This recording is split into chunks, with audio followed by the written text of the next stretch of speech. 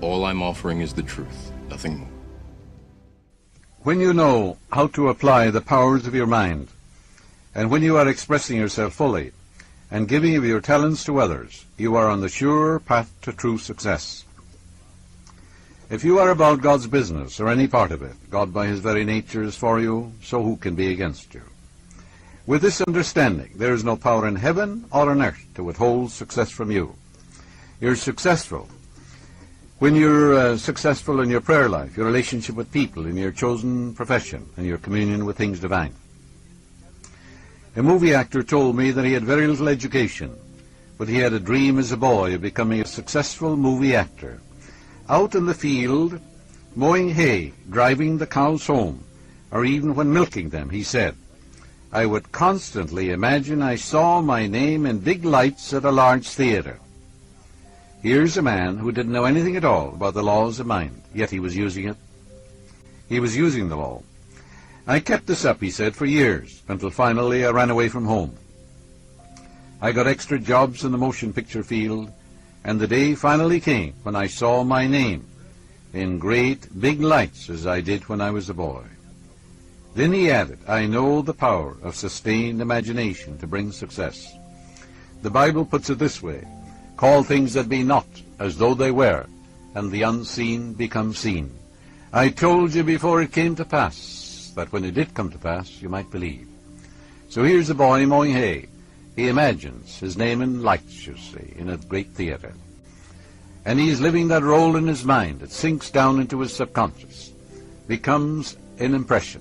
Whatever is impressed in the subconscious must be expressed as form, function, experience, and event.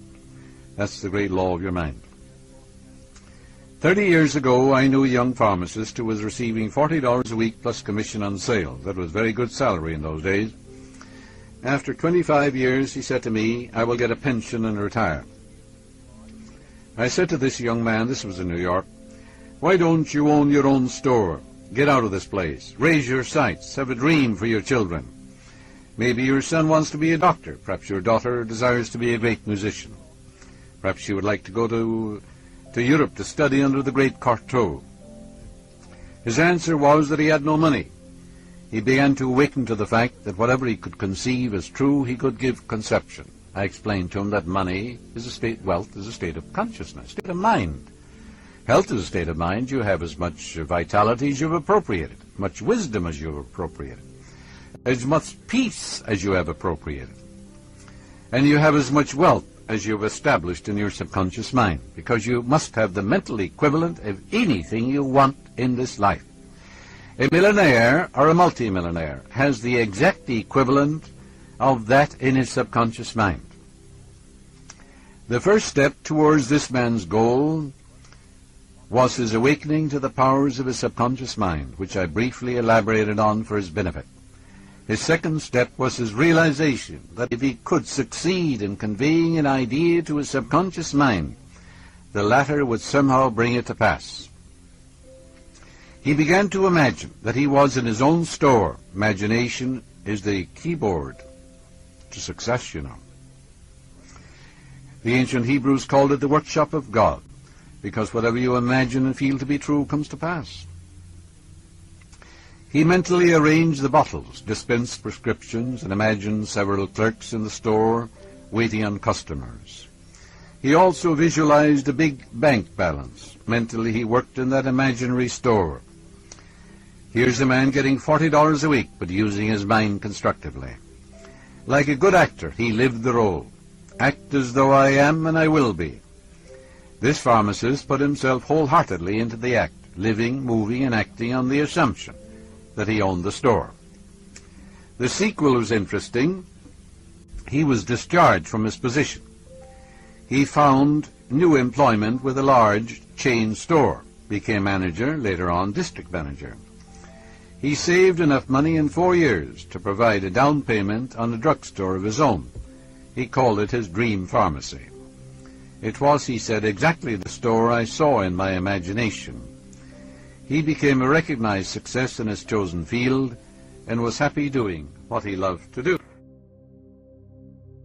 The Bible says, believe you have it now, you shall receive it. All things whatsoever you shall ask in prayer, believe that you have it now, you shall receive it. That's a psychological law. Assume the mood that would be yours had you realized your desire. And as you do this, wonders will begin to happen in your life. You know, Edison discovered, or he knew intuitively, that the voice caused undulatory currents in the atmosphere. And he reasoned it out. He said such currents could reproduce the voice. The idea came to him that inasmuch as your voice produced waves, that these waves would reproduce that voice. That's believing you have it now and you shall receive it. So he developed a phonograph. The idea came from his subconscious mind. Your subconscious is your friend, seeks to heal you, to restore you. If someone is presenting you with a phony deal, there's something within you that warns you. That's your subconscious mind prompting you. Its intimations, urges, promptings, murmurings are always life word. It seeks to heal you if you cut yourself, if you burn yourself. It seeks to reduce the edema, gives you new skin and tissue. If your child is very sick and you're completely exhausted and you think about waking up to give the medicine to your child at 2 or 3 o'clock in the morning, it'll wake you up, no matter how tired you are, exactly at 2 o'clock to minister to your child. Its tendency is always lifeward. Electricity, Edison knew, was produced by friction. Reverse it. Friction, in turn, produces electricity. Edison knew the transformation of forces. He knew that transformation of force, that the force is reversible. Heat produces mechanical motion. Mechanical motion produces heat. Cause and effect, action and reaction. These are cosmic and universal. Pray believing that you already possess what you pray for. Yes, and it will come to pass. This is the law of inverse transformation. For example, if the sale of your home brought a certain amount of joy, satisfaction, elation into your mental atmosphere, then the feeling that would be yours if you realized it would also produce that. In other words, that feeling or that mental state captured in your imagination and feeling must produce the sale of the home. Because if the sale of the home, actual sale of it, brought a certain joy and satisfaction to you, then reverse it. Capture the feeling, the mood that would be yours if you sold it, by imagining the check in your hand, giving thanks for it, depositing it in the bank, doing the things you would do were your home sold, all in your mind or your imagination, and then that attitude of mind will produce it. Awaken within yourself the feeling that would be yours if you now realized your desire, and that feeling will produce it. A young boy, a D-Malay boy, who wanted to go to a certain college, had difficulty, and was rejected.